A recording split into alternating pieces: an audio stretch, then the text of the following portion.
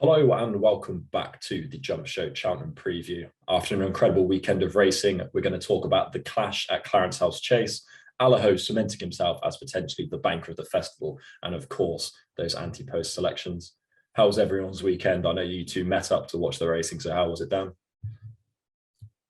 Yeah, very nice, mate. You say it was a fantastic weekend of racing, as you've already mentioned. I'm looking forward to another fantastic weekend as well at Trials Day. And yeah, just plenty to get stuck into as always. And from what you've been telling me, you've got an absolutely outrageous tip lined up. So I'm very much looking forward to that. Something out of the Dan playbook, if you won't mind. It'll be a non-runner. And Jake, how about yourself? How was your weekend? Yeah, no, it was really good. Nice to catch up with Dan and finally back a winner. That was the main takeout of my weekend. Lovely stuff. And let's get straight into the Clarence House Chase then. I think it's fair to say that this most probably lived up to the hype and then some. We are now 8 weeks away from the rematch. If you could just summarise the race for us, Jake, and tell me if you think Energumene can reverse the form. Yeah, so I mean, just wanted to start off with a little anecdote, really. Obviously, we were in the pub on Saturday when we first got there. It was just me and Dan. But by the time we rolled round to the Clarence House, it was full. And when they both turned in for home, it was a really, really good atmosphere in there. I've never really been able to watch much racing in pubs before, but normally obviously at the racecourse. But yeah, it was fantastic. And you saw by the reaction on Twitter afterwards just how many people it excited and how good it was for the sport just to see one of these clashes that, you know, get built up quite a bit. But how often do we see that they just don't come off? Like one of the horses doesn't run their race, or even both. So it was fantastic to see them both jump in the last with a chance, and then Shishkin coming by right at the end. I think if we talk from Energumene's perspective, he just did everything right and still got beat, which was, I guess, the gutting thing for their connections. He jumped brilliantly.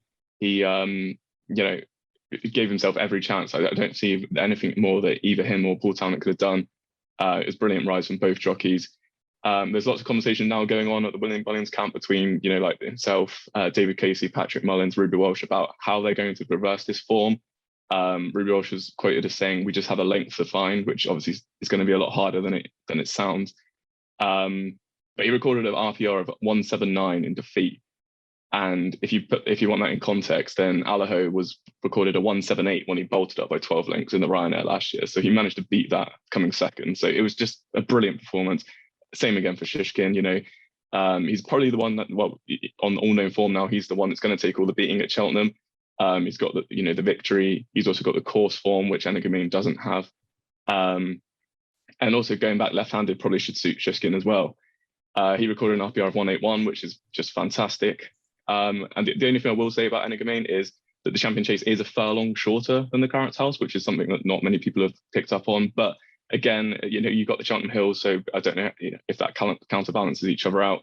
But there's also that fence that comes up right on the bend in the Champion Chase. So again, if Energumene can slip away there, then Shishkin will have less time to try and get past. But I just can't wait to watch this rematch. Dan, have you got any more to add on to that at all? No, a lot of points that I would have made have been absolutely covered.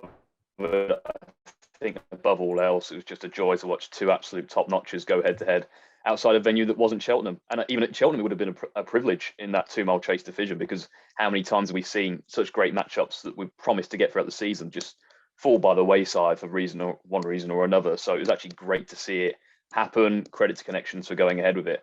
I think Jake made some good points about the nature of the old course at Cheltenham, the nature of that second last fence as well. If Energumene is going to get revenge at Cheltenham, he's going to have Shishkin in a bad way coming to that second fence, and hopefully he can get enough of an advantage before that hill arrives, because we know Shishkin will probably fly up it.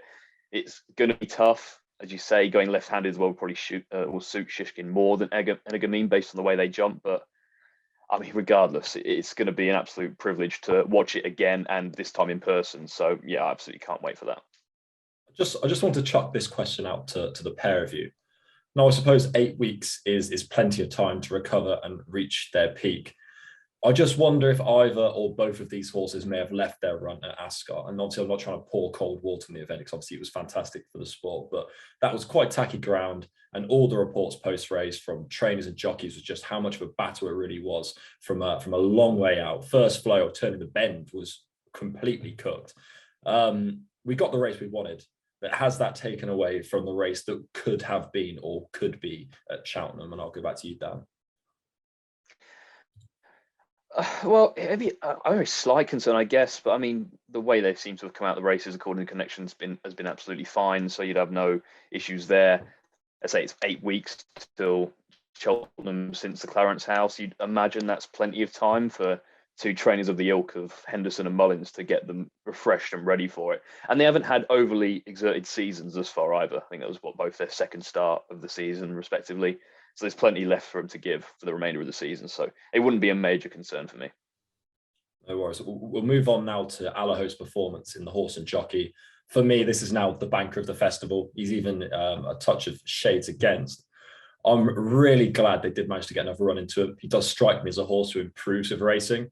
He's just a mighty horse, and I don't think anyone's going to be able to live with him come March. I imagine the pair of you are going to echo my thoughts. I'll head to you, Jake. Yeah, no, exactly that. I really was hoping that you'd have another run. So despite the ground being quicker than probably the connections would have liked, it's good to see him get out and have another spin. He didn't go as hard as obviously he did in the Ryanair last year. They went quite easy at the beginning of the race, which is something that Willie was talking about. He blamed something about like the stables distracting a little bit and, you know, not fully concentrating. But either way, Fakadoudary's obviously he missed the first, which again isn't something that Ruby pointed out. He did miss the first, so he was entitled to go and win as he did. But yeah, he still went on, powered up the home straight to win by 12 lengths, which is the same distance he beat him in the Ryanair last year. So as you said, I think he thrives on racing. Glad to see him win. And I guess you'd have to say that he won it more impressively than he did 12 months ago. Absolutely, because the weight difference between him and Ellie May that day wasn't the normal sort of mare's allowance you'd get, and there's only 4 lengths between them. So yeah, just an absolute beast of a horse. Dan, have you got any more to add on to that at all? No, as you say, a lot to like about it. Relentless galloper. The Ryanair is absolutely perfect for him in terms of the way the race pans out and what he's allowed to do to horses over that intermediate trip. As you say, Fakadoudary, I mean, as well as the first, he didn't jump that well in general, like a lot of mistakes. And generally, one thing you associate with him is he's been a very good jumper of the fence throughout his career. And that wasn't on display this time. Regardless, I think Allaho would have beaten him fairly comfortably. And the fact that he was about the second favourite for the Ryanair kind of shows you where the race is at as it stands in terms of a betting market. Maybe St Calvados is probably the one who may give him most to think about, but it's a race that's not really lining up to have many significant challenges to Allaho. So, as you say, he should take all the beating there. So away from the 2 big races from the weekend, Dan, you had a couple of your Ante-post bets run this weekend in Fantasticas and Jerry Colomb. I just wanted to get your takes on the races and how it's affected your view prior to your earlier comments. Yeah, so I mean, it's strange. I'm talking about both horses I put up winning, and I'm somewhat downbeat about, well, definitely one of them. Fantasticas I'm more upbeat about. I think still a lot of the comments I said about the case for him going to a race like the Ultima ring true now, and probably more true than they did back at the time. I think for the trends and the stats guys who look at the Ultima as a race, one of the big things is that novice chasers want to have their RPR, like the best RPR recorded over 3 miles or further, which is something Fantasticas didn't have because of that good run at Cheltenham before. But that's now been a big tick in that box after this performance. Like, he beat a very decent mare, giving her £12. Kim Bailey clearly had her ready to go, and she had plenty of decent form back in the book with Stuart Edmonds. She was a Grade 2 novice hurdle winner, beat some very useful types. And I guess there's one thing you'd say is nothing else really ran its race, but Fantasticas was very good out in front. He had competition for the lead the whole way. He didn't get it easy, and he did it the hard way. And I would say he probably would have won a shade more cosily had Sam not, and he even said this himself, he did let up going to the last because he didn't hear Queen of Hearts coming at all. He thought he had the race in safekeeping, and all of a sudden this mare appeared from nowhere. Fantasticas' giant neck got him out of trouble. But I think the Ultima is still an absolutely perfect race for him. I think he's now general 14-16 to 1 shot for the race. There's still a concern that he might go elsewhere, either for the Scottish National, maybe he goes to the National Hunt Chase or something of that ilk. But there's only 19 days, I think, between the first day of the festival and the Scottish National this year. So I'd be remiss if they go for any of the conditions novice chases there based on that knowledge. And if they want a Cheltenham winner and they've got a decent chance of one here, I think it's got to be all roads to the Ultima, unless they skip it altogether and go to the Scottish National. But at 33 to 1 at the minute, if he goes, he's going to be a single figure price. So happy enough with that one. And Jerry Colon as well. Yeah, of course. Yeah, I was trying to forget about that one, to be honest. Look, I mean, on his profile at the time when I put him up, there was a lot to like. I mean, and there's still a lot to like about him as a horse. The concern was immediately there when he was entered into a 2 mile 7 race, and when he wasn't entered at any of the races at the Dublin Racing Festival. That did raise some alarm bells. For all that I didn't think he would run there anyway. I thought he'd go to the 2.5 grade 3 to us later in the season, but he turned up here in what was a fairly ordinary enough race. It's a race that Gordon Elliott's used for Albert Bartlett horses and even a Martin Pipe horse down the road. So the writing was on the wall before this. I think he's now pretty much all guaranteed to go to the Albert Bartlett, but he did a lot wrong here. I don't think he stepped forward massively for his debut. His jumping was terrible. And to be honest, it's a credit to the horse he actually managed to win under the circumstances, because he gave up a lot of ground at vital stages of that race and battled away to win. In the end, the shade Cosley, but he's a nice prospect. In time, I think maybe soft ground 3 mile chases is where he's going to probably be at his best in the long run. I wouldn't be lining up to back him for the Albert Bartlett, to be honest, at this stage, based on what we saw there. But yeah, you live and learn. And to be honest, based with those kind of horses, those kind of profiles, those kind of prices like we had for the Ballymore, like 9 times out of 10, I'm going to be willing to take a chance on them because they could have been a flyer in the market. But in this case, it wasn't to be. And as you say, I did my forte and back to non-runner. So it's what I do. Okay. On last week's podcast, I said we're not going to talk about Supreme anymore, but Jake has forced me to let him talk about John Bond's performance this weekend. So go on, Jake, as quickly as you can, just wrap up John Bond for me. Yeah, I mean, I think it'd be remiss if we completely left him out because we've given everyone else the airtime. So we'll just quickly go through it. He did pretty much almost everything wrong in the Rossington Main. He sweated up again. He was hampered at the third last a little bit. It took a long time to get going under Aidan Coleman, but once he got there, you know, in spite of doing everything wrong, I guess you could say a positive is that he still managed to win by 3 lengths on ground that obviously Haydock is never ideal. But the problem is you can't afford to do things like that against more professional Constitution Hill and the likely leader of the race who might be, you know, 5-10 lengths ahead at the time they get to second last in Dyside Dynamo. So I think it's done his chances probably more harm than good. On trends, the Rossington Main is an absolutely terrible trial for the Supreme as well. So there's been 41, well now 42 renewals that have gone ahead since 1971, and only Cinders and Ashes in 2012 went on to win the Supreme after winning it. So on the trends, it's really dampened his chances, and it wouldn't be for me, that's for sure. And I think the market has followed that route as well. He's drifted out to, I think, something like 4-1. But maybe on some quicker ground, maybe he can go a lot better. Let's not dampen his chances too early. He's still very early on in his career. We'll move on to the selections now. I've got one at a massive price. I'll hold on to that for a little bit, and I'll head over to you, Dan, for your selection. Sure. So it's often we come on these shows and we're looking back at the week that's been and for a bit of inspiration for our picks, and we look at the good performances that really get us going about a horse's chances. Well, I've done the opposite this time. I looked at a horse at the weekend who I thought ran a really poor race, and it got me looking at the Hunter's Chase for the first time. Basically, I mean, you barely look at it before the March most of the time, really. So I saw Billaway's run, and I know he gets beaten on his seasonal reappearance all the time, but it was a really laboured effort, I thought, this time out, like far more so than usual. So I looked at the market, and I could not believe he was still standout favourite for this race. Like, it just did not make sense to me. And he was 7-2, I think, before the race, and you think he's at 5-6-1 now, but even that to me is just incorrect. So, and to my surprise as well, the last year's winner and the selection, Porlock Bay, who beat Billaway fair and square last time, I can't believe he's still 12-1. I just think that's an absolutely crazy price given the comparison to some of the others ahead of the market. So I actually went back and watched last year's renewal because it's a race that gets lost in the shuffle. No one's replaying the Fox Hunters like after over and over again after a whole week of races at Cheltenham, are they really? It's not one we pay too much attention to, but I tracked him through that race and he went like the best horse for the whole way. Like, he was really, really good, jumped fantastically, traveled really well coming wide, had a lot of ground to make up and did it really, really easily. And I think he probably, if anything, hit the front way too soon because he just started to idle late on. And I think he was value for the more than the winning distance in the end. And again, coming back to some of the prices, like Staker Wallace, who was 13 lengths back in third, I think with most bookies he's the same price as Porlock Bay. And Bomb and Co, who was not going that well, I didn't think, when he fell, he was starting to struggle when he came down, and he's shorter. So again, just some of these prices really don't quite make sense to me. Another horse that's basically sprung in the market because of the defeat to Billaway's Wing Leader.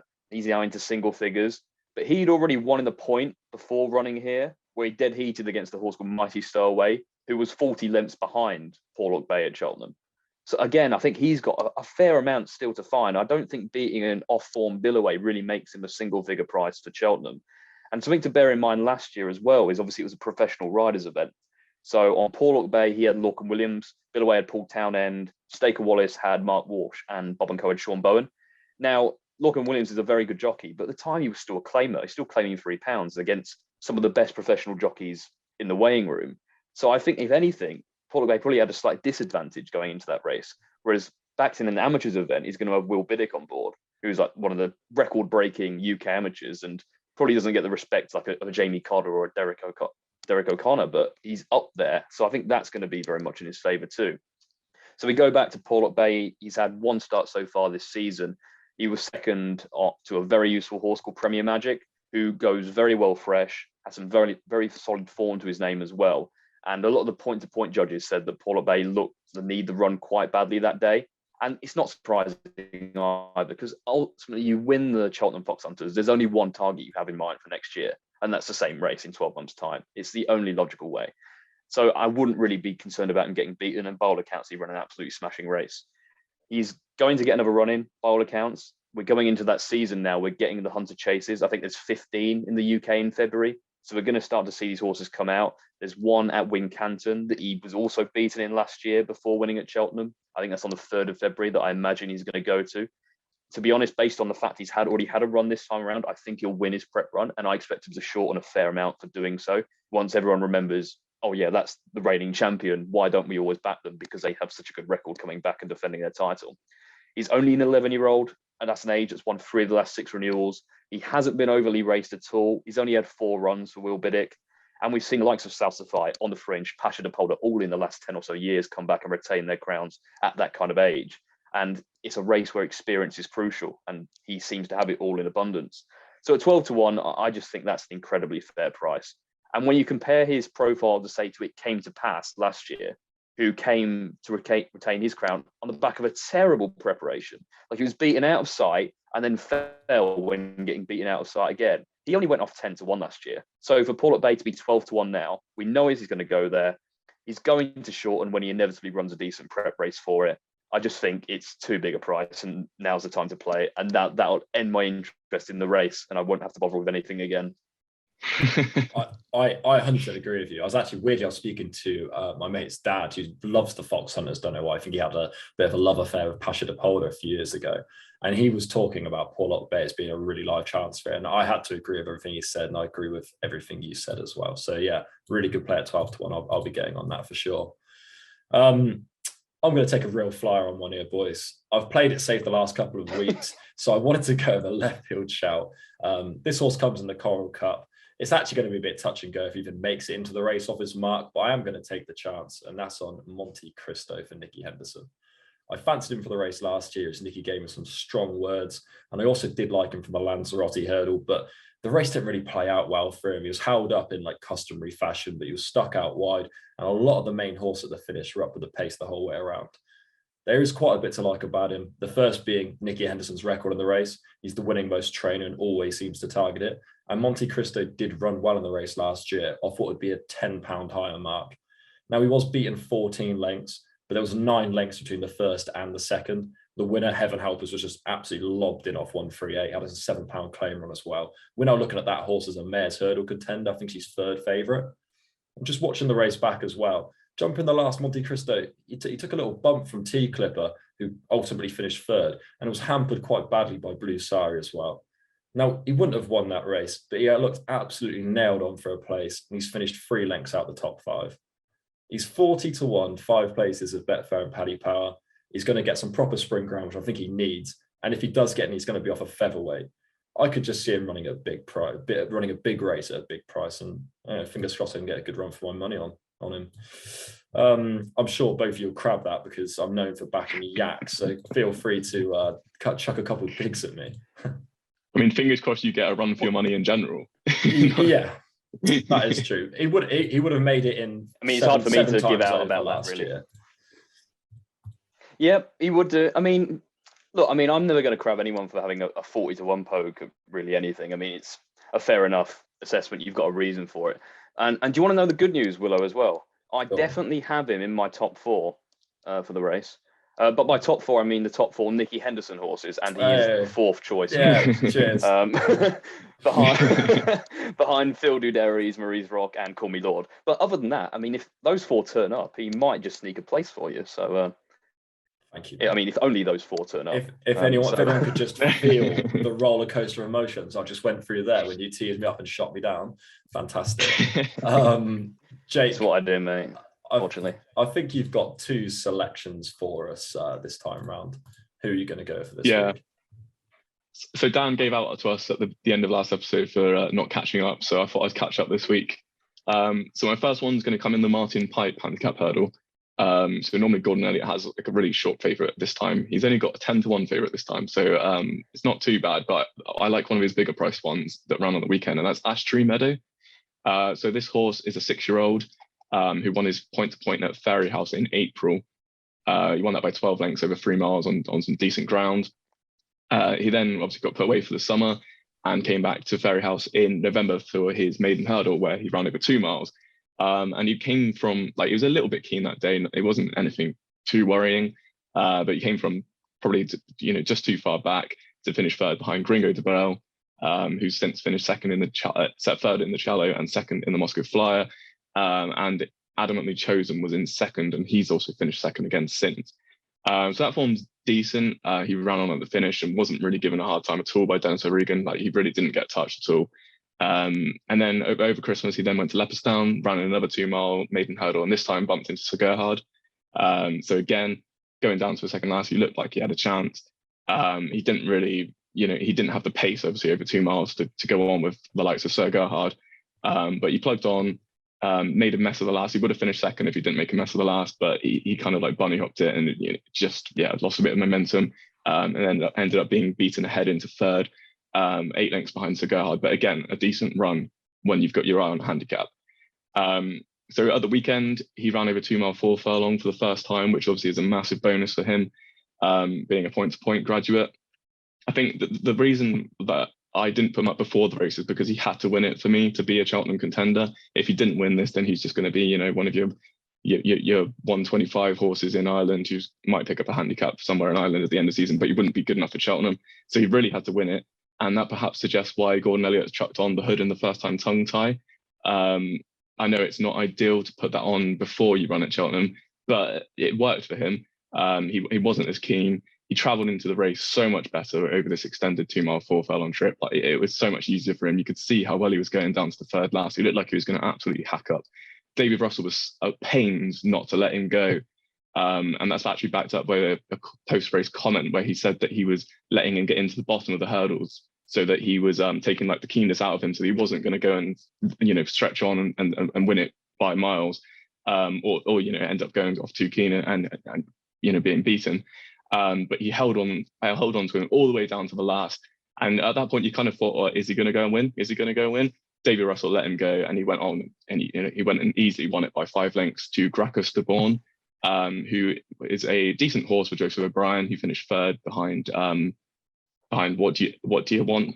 Is that the name of it? Yeah, What Do You Want last time. And the race actually was split into 2 divisions. So there was 2 divisions this maiden hurdle, and this race was 3.6 seconds quicker than the other maiden hurdle that was also won by a Gordon Elliott horse.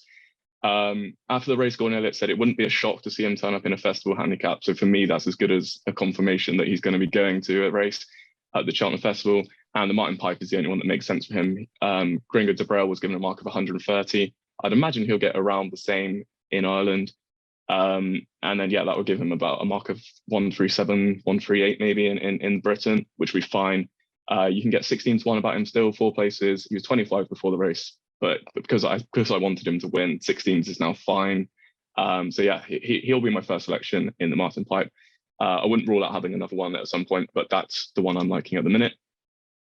And then if I move on to the second one, Coeur Sublime in the Grand Annual. So he's going to be running on Thursday at Goran. So it's on 5SC Chase Day in the 2 mile beginners chase. But he's got some really nice form, obviously back form over hurdles. He was a very classy hurdler as a 3-year-old/4-year-old. He was second in the 2019 Triumph Hurdle behind Pentland Hills, which is obviously a really good run. He has some Cheltenham form, which is good. He then went and won the Grade 2 WKD Hurdle at Down Royale at the beginning of his 4-year-old/5-year-old season by 15 lengths, which was a big performance. He had a bit of a season in the wilderness last year. Really, he was with Gerard O'Loughlin. Didn't really do much. He's now moved to Henry de Bromhead, however, which is a bit weird. He's had like 3 trainings in the last 3 seasons, but either way, Henry de Bromhead have sent him straight over fences. And on his debut, he ran at Punchestown in December, ran at an absolute belter behind the now Arkle favourite Ferny Hollow. At one point, it looked like he might actually go on and win it. Obviously, Ferny Hollow picked up again at the last and went on to score by 4 lengths. But it was still a really good run, splitting him and the Devil's Coachman, who's again finished second since. And looks a nice horse, potentially one that could end up going to the Grand Annual as well at some point. But the Coeur Sublime then ran in the Grade 1 novice chase at Leopardstown over Christmas. He was a bit out of his depth this time. Obviously, Ferny Hollow improved massively for that first run. And yeah, he found life a lot harder because Riviere de Tail was in the race as well, who was pulling them along from the front. Like both, obviously, him and Ferny Hollow went from the front there. Coeur Sublime, he just jumped around. It was a good handicapping ride for sure. He got some Grade 1 experience into him without finishing too close to the main protagonist, which is what you want to see if you're going to go for a handicap. And obviously Riviere de Tail was getting about £13 when he finished 15 lengths behind her. He also finished 9.5 lengths ahead of Gallant John Joe, who's a 142 horse in Ireland. Again, he's a decent enough horse. He probably needed to run that day. But it was a good effort. So as I said, he runs in the 2 mile beginner's chase at Goran on Thursday. It looks like a really weak race, to be honest. Willie's got 1 in there, but other than that, he should be winning it. But if he does win it, hopefully he won't be going up in the handicap by too much, because there's not really, you can't really set your clocks by that race. There's not too many form lines there that's going to really set him out as a 150 plus horse, hopefully. So if he can get into this handicap off a mark of 147 to 152, then I think he would have a great chance. He was rated 155 in the 2020 Champion Hurdle, which obviously was a long time ago, and he got absolutely stuffed that day. So it's going to be really hard to tell what mark he's going to get. But as I said, if he's between that 147 to 152 band that the last 2 winners have been in, then that would be great. And it's also worth noting that this beginner's chase was also won by Chosen Mate back in 2 years ago, before he won the Grand Annual. So there's a bit of race history there on the trends as well. But yeah, if he can get a decent mark, then I think he's got a great chance in the Grand Annual. Fantastic. I remember straight after that run behind Ferny Hollow, I thought the Grand Annual was going to be for him. Obviously beating quite a long way, but they went a really good gallop, and I think that's a strong piece of form. Dan, do you have any more to add on that at all? Well, you actually revealed to me that I said something after that race, which I didn't actually remember saying, and I called him a weak finisher. And to be honest, I don't remember saying it, but I mean, yeah, I think every time I've seen him travel into a race of any description in recent times, he's never finished it off. He's almost caught the eye too many times for me to fall for him at this stage. Like, I went back and looked through his form, and I can't believe he has been since 2019. He hasn't won a race. Admittedly, not overly exposed, but he always seemed like a horse with a lot of ability and never really fulfilled it. Given that he's going to be right at the top of the weights, I say he's not one I'd really like for that. Like, there are just some horses that constantly flatter to deceive, and I think he's definitely one of them. And in a helter-skelter race like the Grand Annual, I don't know if he's going to be man enough for that. But hey, we'll see. I think, yeah, on Thursday, you'd want to see him win and, as you say, finish out that race well. But he is still only a 7-year-old, so he could still be, he still find some improvement. But yeah, we'll have to wait and see. Don't worry, Jake, because the term "flattered to deceive" also works for Dan's tipping career as well. That is actually the quickest reply to anything I think I've ever known you for. Yeah. You know what? I'm proud of you. No, really, I mean that. I'm actually proud. Admittedly, you had about 20 seconds to think of it, but still, that's good for you. That's good. You're a weak finisher, mate. All right, brilliant. That just about wraps many up. aspects. That just about wraps up this week's episode of the Cheltenham Festival. I still need to get another selection on the board to catch up now with Dan and Jake. I'm the anomaly, which is normal. Anyway, we'll see you guys next week with another Cheltenham Festival preview.